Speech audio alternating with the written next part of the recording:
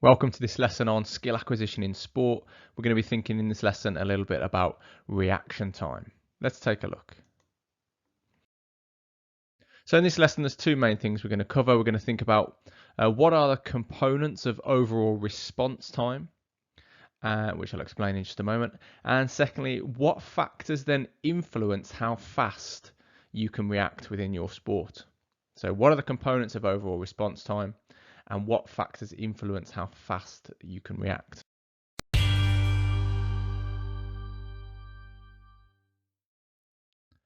So let's begin then by talking about what the components of response time actually are. We're going to lay this out as something of a bit of a timeline. So let's say that initially we have some kind of warning that a response is going to be required. Some kind of warning that a stimulus may be about to appear in the midst of our game.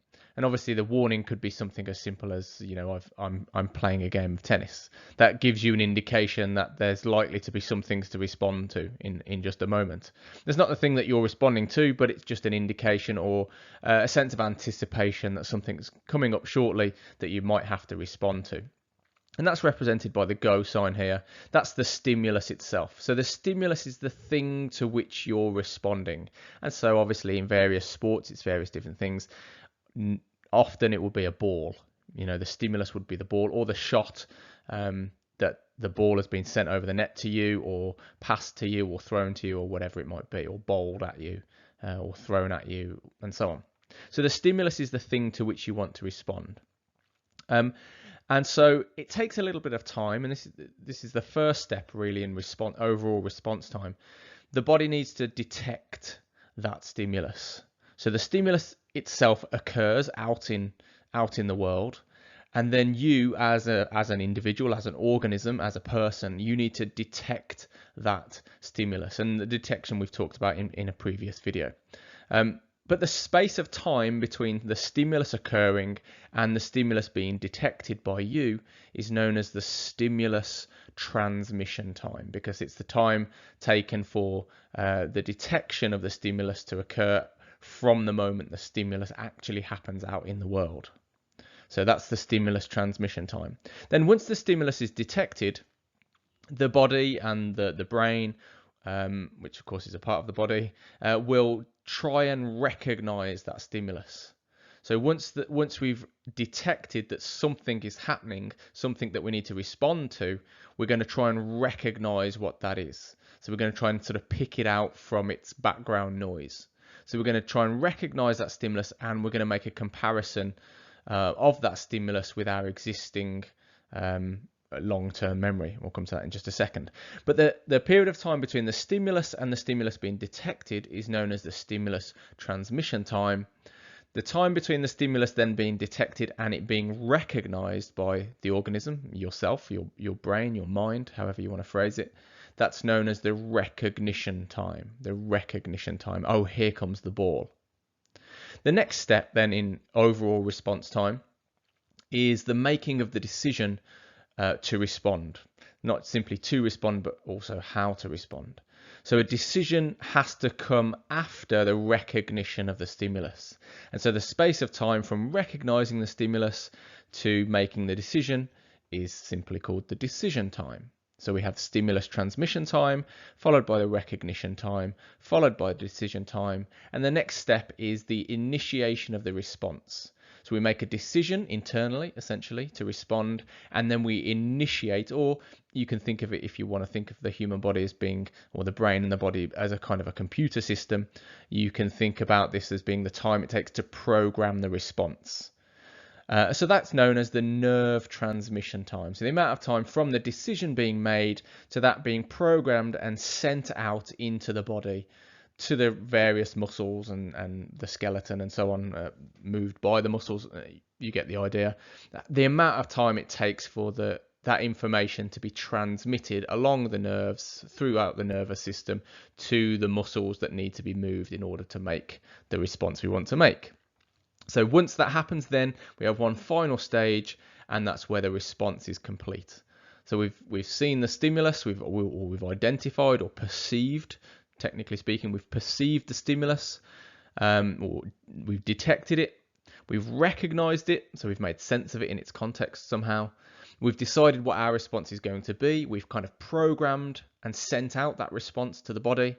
And then finally, the amount of time it takes for that program or that response to be not simply initiated but to be completed, that is known as the movement time. So these are all subcategories or subcomponents of overall response time. So we can categorize these down further. Those first four, from the stimulus itself to the point at which we initiate the response, so not the completion of the response, but the initiation of the response, is known as the reaction time. And we're going to talk furthermore in the next few slides about how we increase or improve our overall reaction time. And we'll be thinking about stimulus transmission, recognition, decision time, and nerve transmission time as well. Because those things can, if we can improve any one of those four, as you can see, they make up reaction time overall. If we can improve one of those four, we can improve the overall reaction time, and movement time is there as well. So this might be, for example, responding to a gun in a 100-meter sprint. So we have a warning, we're expecting the gun to go off, but the stimulus itself is the gun, so we have to kind of wait. So we're expecting the stimulus of the gun, then we detect the sound, and then the brain recognizes, oh, that's the sound I was waiting for. Then we respond. In this case, the decision is not a complicated one. There's basically one decision to make. It's to begin sprinting. And then the brain has to send that information to the muscles, and the muscles then have to respond by completing the movement. So those first four are reaction time, and the last one is still known simply as movement time. Put all those together, all five of them together, and that's what we know as response time. So reaction time and response time are slightly different to one another, but you can see here from the diagram how they interact with one another. So let's think then about the different ways that we can improve our overall reaction time. So the various factors that will influence our reaction time, and just a quick reminder here, I'll leave this on the screen for a second, that reaction time is the time from the stimulus to the response initiation, not the completion of the response, but the start of the response. And I'm going to suggest to you there are several things that we can do, or several factors, I should say more precisely, that will influence how quickly that reaction time occurs. So that would be, first of all, and we'll go through these in detail in just a moment, the number of stimulus response alternatives, which is known generally as Hick's law, or is explained, I should say, by Hick's law. Stimulus response compatibility, practice, anticipation, and something known as the psychological refractory period. Let's take each one of these in turn. So then the first factor that affects our overall reaction time is explained by Hick's law. And so the first thing to note about Hick's law that underlies Hick's law is this idea. Simple reaction time is less complicated than choice reaction time. That sounds fairly obvious. What that means is if you have, for example, the gun at the start of a 100-meter race, you don't have any options. When the gun goes off, there's only one thing that you're supposed to do. So that reaction time then can be much less complicated and therefore quicker, because you don't have to sift through a bunch of different possible responses to that gun going off. Whereas if you're playing tennis and somebody hits a forehand down the line, you've got a bunch of different options as to how you want to respond or how you might respond to that forehand. So the more choices there are available to you, the more complicated that decision is, and therefore overall the slower the decision is going to be. And this is essentially what Hick's law tells us. It's a comparison between the number of stimulus response alternatives, that's what SR stands for on the screen, by the way, the number of stimulus response alternatives and the overall response time. So essentially, the greater the number of stimulus response alternatives, which you could refer to as options, the greater number of options that you've got in any given responding to any given stimulus, the greater the number of possibilities, the greater the number of alternatives, the greater the number of options, the slower it's going to be in terms of making a decision as to what to do. And so Hick's law, the graph for Hick's law looks something like this. As we can see, it's not exactly a linear relationship, but as the number of alternatives increases, the time taken to respond also increases. Again, not linearly, but that you get the general idea here. So what kinds of sports are there more or fewer options? Well, I've given you a couple of examples already. 100-meter sprint, when the gun goes off, you've got one option. You don't have to sift through a bunch of options. You're just going to run, and you're going to run as fast as you can. If it's tennis, or if it's football, or if it's badminton, you have more options, and therefore the response time is going to be slightly slower depending on the number of options that you've got. Okay, so simple reaction time, according to Hick's law, simple reaction time, because it's less complicated than choice reaction time, means that that response time or reaction time overall will basically be quicker. So that's the first factor that's going to affect the overall reaction time. What else have we got? So next there's stimulus response compatibility. Compatibility. So this basically is the extent to which the stimulus is expected in the context of the game. Is the stimulus compatible? Is the response and the stimulus compatible with one another? To what extent are you expecting that particular stimulus? If we go back to our example of the gun going off in a 100-meter sprint, well, it's very highly likely that you're expecting that gun to go off because you've lined up at the start line, somebody's said set, and you know what comes next. That's literally the only thing that you're waiting for is the gun going off, and you're expecting that in that context. So obviously, therefore, it's easier to react to expected stimuli, such as a gun at the start of a race. It's much easier to react to something that you're expecting. It's harder, however, to respond to unexpected stimuli. So, for example, if you're playing tennis and somebody plays a lob shot, but you had kind of anticipated that we're going to try a passing forehand, because that is somewhat unexpected, it catches you by surprise, and therefore it slows down the overall reaction time. And that, of course, that is the whole point, for example, of playing a lob shot. You might even feign or feint to play a passing forehand and then suddenly turn it into a lob shot. That's the whole point of doing something like that in sport, is it slows down your opponent's reaction time because you have made the stimulus response more incompatible than was expected. So if you can do things that are unexpected in the context of a game, you are going to slow down your opponent's ability to respond. So, for example, having a wide variety of available shots in tennis or cricket, for example, having a wide variety of available shots in your repertoire means that you can use this to your advantage. You can play shots that might be slightly unexpected that catch your opponent off guard, giving you a better chance of scoring points or winning the game. What else is there then in terms of speeding up or slowing down or affecting the overall reaction time? So an obvious one, I think, here would be practice. So practicing reacting or responding to stimuli makes the neural pathways more efficient. So the pathways by which we detect and compare and initiate a response, those pathways where the brain receives signals from the nervous system and then sends signals back out to the muscles, those pathways, this is the reason basically we practice.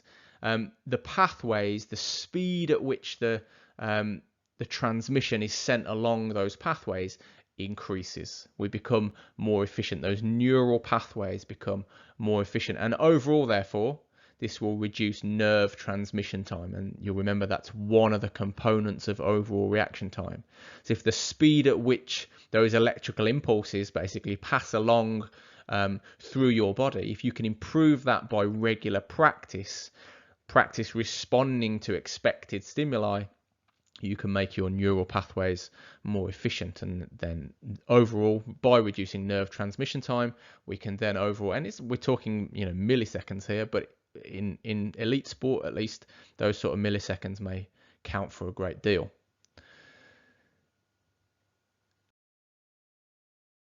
Relatedly, we've also got anticipation.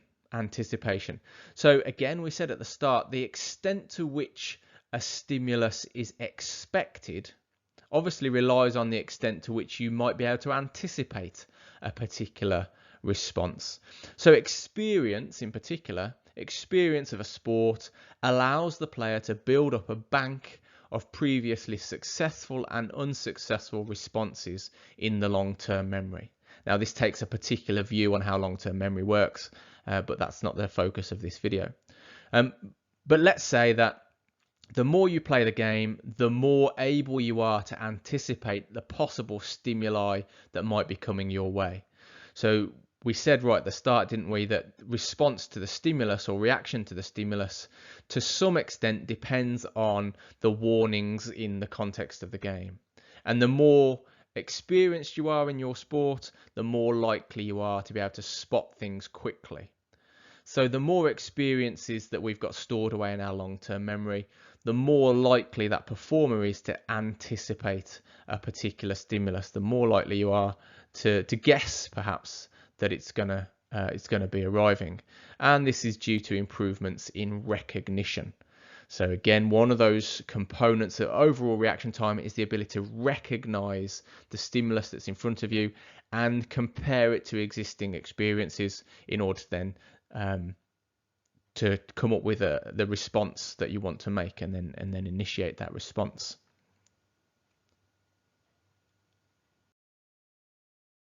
So finally then, let's talk about the psychological refractory period, sometimes just referred to as the PRP. Now, the psychological refractory period is a time lag, and it's the time lag caused when a second stimulus is detected while a first stimulus is still being processed. And the reason this occurs is because of the process of detection, comparison and recognition it doesn't take long, but it takes a period of time. And it has to essentially come as one, at least in this particular theory of how things work, it has to come as one set of processes, and they can't be broken into and stopped. So what happens is we get the first stimulus, S1. Our first stimulus is S1, and it takes a period of time, shown by the red line here, until we get to the point where we've made our response to the first stimulus. So S1 is the first stimulus, and R1 is our response to the first stimulus, and it takes a period of time. However, the search for comparison, so once the information, the perceptual information is passed into working memory, it's then compared against long-term memory. That's what we mean by comparison, to see if we've got any experiences that we can draw from. The search for comparison of the first stimulus must be completed before the detection of the second stimulus, here as S2, can be passed into long-term memory, before it can be compared with our experiences. So we've got two stimuli here, S1 and S2, and each one takes a period of time, a short, minuscule amount of time, but a period of time nonetheless, to detect, recognize, compare, and so on, and to initiate a response.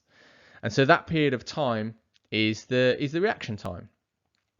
But if we get a second stimulus detected while the first stimulus is still being processed between long-term and working memory, basically we have to wait until the first stimulus, the response to the first stimulus has been completed before we can pass the information about the second stimulus into that same process.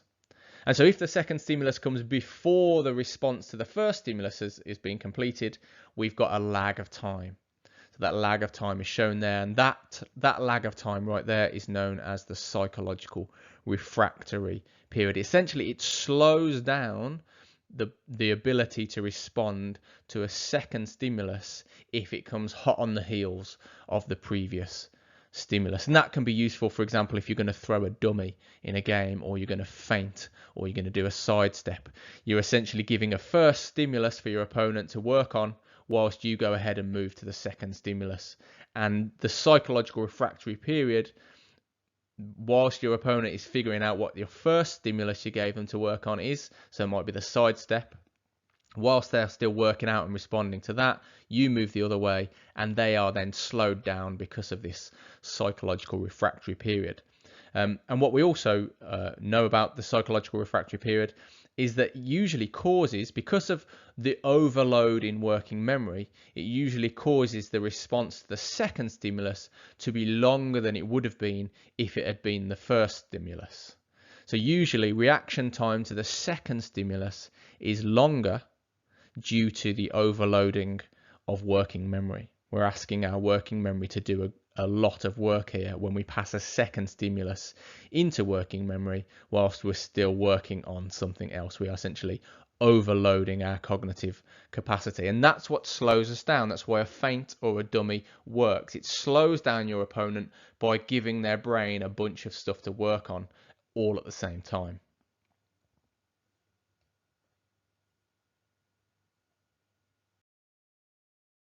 So the factors that influence reaction time then, just to recap those. Reaction time is the time from the stimulus to the response initiation, and we've looked at the number of stimulus response alternatives explained to us by Hick's law. Stimulus response compatibility, practice, anticipation, and the psychological refractory period. Each of those 5 has an influence over the overall reaction time. So that's it for this video. I hope that's been helpful to you. We've thought a little bit about reaction time. We've defined it and talked about the components of reaction time, and then we've looked at different factors that might affect our overall reaction time in our various different sports.